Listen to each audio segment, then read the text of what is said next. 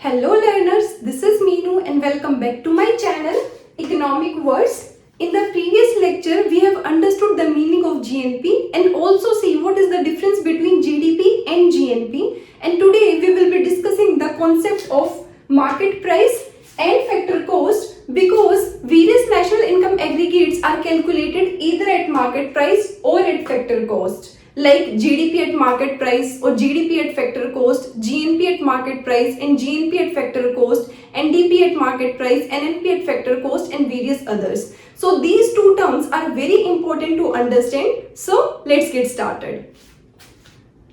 So friends, first we understand factor cost and then we will go to market price. पहले हम इन्हें एक बार theoretically देखेंगे ताकि आपको एक आइडिया लग सके कि मैं किस चीज की बात कर रही हूं and then we will understand these two terms with the help of an example.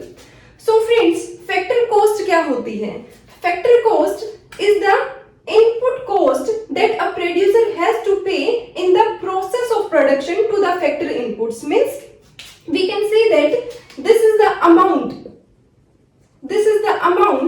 paid to the factors of production by the producer for their contribution in the production process. Means कि यह जो factors of production है यह producer की help करते हैं in producing a commodity.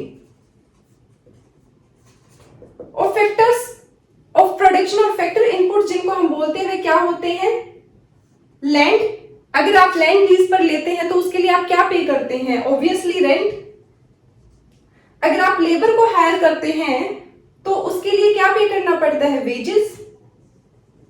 Capital के लिए हम इंटरेस्ट पे करते हैं. एंटरप्रेन्योर क्योंकि इन तीनों फैक्टर्स को कंबाइन करता है और रिस्क भी लेता है तो यह क्या रखता है अपने पास? प्रॉफिट. रॉ मटेरियल की जरूरत होती है किसी भी प्रोडक्शन प्रोसेस में, पावर लगती है, फ्यूल लगता है, प्लस नॉलेज, स्किल्स, एजुकेशन, इन सभी चीजों की जरूरत होती है. That's why these are called factor inputs और factors of production in economic terms. तो फैक्टर कॉस्ट हम क्या बोल सकते हैं? फैक्टर कॉस्ट का मतलब हो गया कि फैक्टर इनपुट्स को पे की गई अमाउंट और पे की गई कॉस्ट को हम बोलते हैं फैक्टर कॉस्ट, क्योंकि यह हेल्प करते हैं एक प्रोड्यूसर की इन the production process of a commodity. Moving forward, next is the market price.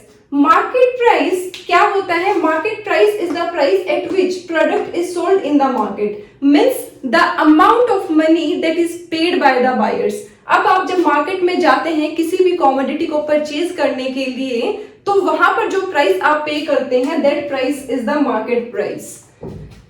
Market price includes the components of indirect taxes and subsidies. जो मार्केट प्राइस होता है फ्रेंड्स, उसमें दो कंपोनेंट्स इंक्लूड होते हैं, एक होते हैं इनडायरेक्ट टैक्सेस और दूसरा होता है सब्सिडीज. अब इन सारी चीजों को फैक्टर कॉस्ट क्या है, मार्केट प्राइस क्या है, इनडायरेक्ट टैक्सेस क्या है, सब्सिडीज क्या है, and why these indirect taxes and subsidies are included in the market price, यह सब मैं आपको समझाती हूँ एक एग्जाम्पल की हेल्प से. So friends, let's understand factor cost and market price with the help of this example. Suppose करते हैं कि एक व्यक्ति है जिसका नाम है Suresh. He runs a textile factory, मतलब कि कपड़े की फैक्ट्री है उसकी और वह वहां पर शर्ट्स की मैन्युफैक्चरिंग करता है. Now let's suppose कि एक शर्ट की जो कॉस्ट है वह है 300 रुपीज. मतलब कि एक शर्ट को बनाने का जो खर्चा है पर यूनिट कॉस्ट जो है वो है 300 रुपीज. अब फ्रेंड्स, इस टेक्सटाइल फैक्ट्री को लगाने के लिए या फिर हम बोल सकते हैं इन शर्ट्स को मैन्युफैक्चर करने के लिए उसे किन किन चीजों की जरूरत होगी? First is land. Obviously factory लगानी है तो उसे लैंड की जरूरत पड़ेगी, जिसके लिए वह क्या पे करेगा? रेंट पे करेगा. सेकंड, लेबर चाहिए वहां पर काम करने के लिए, जिसके लिए वह पे करेगा वेजेस. थर्ड, मशीन्स चाहिए. मशीन्स होगी तभी तो मैन्युफैक्चरिंग होगी, जिसका कुछ ना कुछ प्राइस होगा जो उसे पे करना पड़ेगा. Fourth, raw material means patch of cloth. कपड़ा होगा तभी तो शर्ट्स की मैन्युफैक्चरिंग होगी, तभी तो शर्ट्स में उसको ट्रांसफॉर्म किया जाएगा. तो कपड़े की कॉस्ट होगी कुछ ना कुछ, वह पे करना पड़ेगा. मशीन्स चलेंगी तो इलेक्ट्रिसिटी बिल भी आएगा, तो कुछ ना कुछ इलेक्ट्रिसिटी कॉस्ट भी होगी. सिक्स्थ, फ्यूल लगेगा तो इसकी भी कुछ ना कुछ कॉस्ट होगी. और सेवेंथ, एंटरप्रेन्योर अपने पास कुछ ना कुछ प्रॉफिट का शेयर रखेगा। क्यों? क्योंकि वह इन सभी फैक्टर्स ऑफ प्रोडक्शन को कंबाइन कर रहा है, अपने एफर्ट्स डाल रहा है, रिस्क ले रहा है, तो यह अपने पास रखेगा प्रॉफिट। और इन सभी चीजों को मिलाकर जो कॉस्ट आई है पर यूनिट कॉस्ट, वो आई है 300 रुपीज। मीन्स एक शर्ट को बनाने की लागत, एक शर्ट को बनाने का खर्चा जो है प्रोड्यूसर की ओर से, वो आया है 300 rupees. So this amount of rupees 300 is the factor cost. Factor cost मैंने क्या बताई थी आपको? फैक्टर कॉस्ट होती है इनपुट्स को पे की गई amount for their contribution in the production process. क्योंकि इन सभी इनपुट्स को प्रोडक्शन प्रोसेस में यूज किया गया है प्रोड्यूसर के द्वारा, मैन्युफैक्चरर के द्वारा, इसलिए इनको कुछ ना कुछ अमाउंट पे करनी पड़ेगी, और वह आई है इस केस में let's say rupees 300। So this amount of rupees 300 is the factor cost. But अब जब आप यह शर्ट मार्केट में परचेज करने गए तो आपको यह शर्ट मिली 360 रुपीज की। Now there will be a question that came to your mind that why there is an addition of these 60 rupees in the price of the product। तो इसका answer यह है कि जब सुरेश ने डिसाइड किया कि मैं अपनी शर्ट को मार्केट में लॉन्च करूंगा, तो गवर्नमेंट ने उसे बोला that if you want to sell your shirt in the market then you have to pay a tax of rupees 60 to us। तो सुरेश ने क्या किया? सुरेश ने इन 300 रुपीज में इन 60 रुपीज को ऐड कर दिया और मार्केट में लॉन्च किया इस शर्ट को 360 रुपीज के प्राइस पर। अब कंज्यूमर क्या पे करेगा? अगर आप मार्केट में शर्ट को परचेज करने जा रहे हैं तो आप कितनी अमाउंट पे करेंगे? You will pay rupees 360 and this amount of 360 rupees is the market price of the shirt. क्योंकि कंज्यूमर यह अमाउंट पे कर रहा है, और या फिर हम बोल सकते हैं कि इस प्राइस पर मार्केट में यह शर्ट लॉन्च हुई है, that's why this is called the market price of this shirt. So friends, these 60 rupees which are imposed by the government on the producer but paid by the consumers is called indirect taxes। क्या बोलते हैं हम? indirect taxes। Indirect taxes are those taxes which are imposed by the government on the suppliers or manufacturers but they pass it on the consumers, so consumers pay these taxes and that's why these are called indirect taxes। Indirect क्यों? क्योंकि government ने directly consumers पर, buyers पर ये taxes नहीं लगाए हैं, हम गवर्नमेंट को पे कर रहे हैं बट थ्रू मैन्युफैक्चरर और through suppliers and that's why these are called indirect taxes।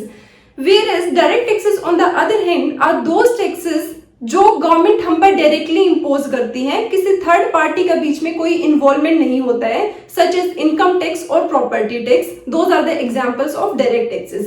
तो यहां से हम क्या लिख सकते हैं? दैट दीज 300 रुपीज क्या है? These are the factor cost. 60 rupees है इनडायरेक्ट टैक्सेस एंड 360 रुपीज क्या हो जाती है? Market price. तो यहां से हम क्या डिराइव कर सकते हैं? हम लिख सकते हैं कि मार्केट प्राइस क्या है? Market price is equal two factor cost plus indirect taxes. Market price में मींस 360 रुपीज हमें कब मिल रहे हैं? जब फैक्टर कॉस्ट जो कि है 300 रुपीज, इसमें ऐड कर रहे हैं 60 रुपीज ऑफ इनडायरेक्ट टैक्सेस, तो हमें मार्केट प्राइस मिल रहा है। तो यह हमें एक इक्वेशन मिल गई कि मार्केट प्राइस क्या होता है? Is equal two factor cost plus indirect taxes. Now friends, जैसे गवर्नमेंट इनडायरेक्ट टैक्सेस इंपोज करती है, और गवर्नमेंट इनडायरेक्ट टैक्सेस इंपोज क्यों करती है? Because these are a source of revenue for it. Government को इनडायरेक्ट टैक्सेस से रिवेन्यू मिलता है और उस रिवेन्यू को गवर्नमेंट फिर डिफरेंट सेक्टर्स में जो है इन्वेस्ट करती है for the betterment of the society. और फ्रेंड्स, जैसे गवर्नमेंट इनडायरेक्ट टैक्सेस इंपोज करती है, वैसे ही गवर्नमेंट बहुत सारे गुड्स एंड सर्विसेज पर सब्सिडीज भी प्रोवाइड करती है। सब्सिडीज बेसिकली क्या करती है? सब्सिडीज जो है, वेट अ मिनट। तो फ्रेंड्स, सब्सिडीज क्या करती है? सब्सिडीज किसी भी कमोडिटी के प्राइस को जो है लोअर करती है, रिड्यूस करती है। इसे ऐसे समझिए, लेट्स सपोज केरोसिन ऑयल है जिसको सेलर बोल रहा है कि मैं सोल्ड आउट करूंगा ₹50 पर लीटर के प्राइस पर मार्केट में।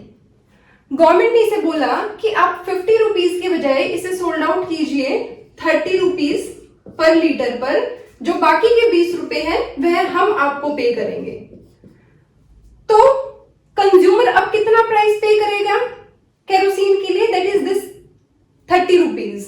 जो ये 20 रुपीज है ये गवर्नमेंट पे करेगी सेलर को, तो ये 20 रुपीज क्या हो गए, यह होगी सब्सिडी, और ये 30 रुपीज क्या हो गए, यह हो गया market price, and these 50 rupees are the factor cost. तो हमने यहाँ पर देखा कि जो सब्सिडीज है वो क्या करती है, वह किसी भी कॉमोडिटी के प्राइस को जो है रिड्यूस करती है। 50 रुपीज पर सोल्ड आउट करना था, बट गवर्नमेंट ने बोला कि हम 20 रुपीज आपको देंगे, आप 30 रुपीज पर इसे सोल्ड आउट कीजिए। तो 30 रुपीज हो गया मार्केट प्राइस जिस पर कंज्यूमर और बायर जो है इसको परचेज कर रहा है, 20 रुपीज हो गई सब्सिडी, एंड 50 रुपीज हो गया फैक्टर कॉस्ट। अब फ्रेंड्स, सब्सिडीज प्रोवाइड क्यों की जाती हैं? सब्सिडीज गवर्नमेंट प्रोवाइड करती है प्रोड्यूसर्स को भी, मींस फर्म्स को भी, इन हाउस होल्ड्स को भी, for the betterment of the society और for the welfare of the society, क्योंकि गवर्नमेंट चाहती है कि इन गुड्स एंड सर्विसेज को हर एक इंसान कंज्यूम करे। बेसिकली कॉमन पीपल की कंजप्शन को बढ़ाने के लिए ऐसा किया जाता है, so that it becomes affordable for everyone to consume these goods and services. तो यहां से अब हम क्या डिराइव कर सकते हैं कि मार्केट प्राइस क्या हो गया, market price is equal two factor cost minus subsidy. Market price कितना था, 30 rupees, in this case factor cost कितनी थी, 50, एंड सब्सिडी कितने रुपीज की प्रोवाइड की है गवर्नमेंट ने, 20 रुपीज की। तो आ गया ना हमारे पास मार्केट प्राइस 30 रुपीज का। तो सब्सिडीज क्या करती है, मार्केट प्राइस को रिड्यूस करती है, whereas indirect taxes market price को जो है इंक्रीज करते हैं। तो यहां से हम लिख सकते हैं, हमारे पास दो इक्वेशन आ जाती है, that market price is equal two factor cost plus indirect taxes. तो यहां से हम लिख सकते हैं that market price is equal two factor cost plus indirect taxes minus subsidies. और जब हम इनडायरेक्ट टैक्सेस में से सब्सिडीज को माइनस कर देंगे तो हमें मिलेगा factor cost plus net indirect taxes. तो फ्रेंड्स, मार्केट प्राइस में जब मार्केट प्राइस कैसे मिलेगा हमें, जब हम फैक्टर कॉस्ट में नेट इनडायरेक्ट टैक्सेस को ऐड कर देंगे तो हमें मिलेगा market price. So friends, this was all about today's lecture. I hope कि आपको चीजें क्लियर होंगी, आपको समझ में आया होगा कि फैक्टर कॉस्ट क्या होता है, मार्केट प्राइस क्या होता है।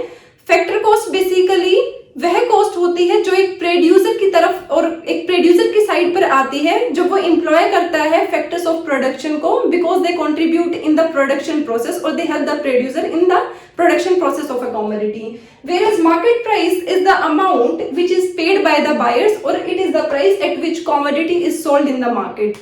So this was all about today's lecture. If you found this video useful for you, then do like it and share it with your family and friends, and don't forget to subscribe to my channel. Till then, keep watching and keep learning with economic words. See you soon in the next video.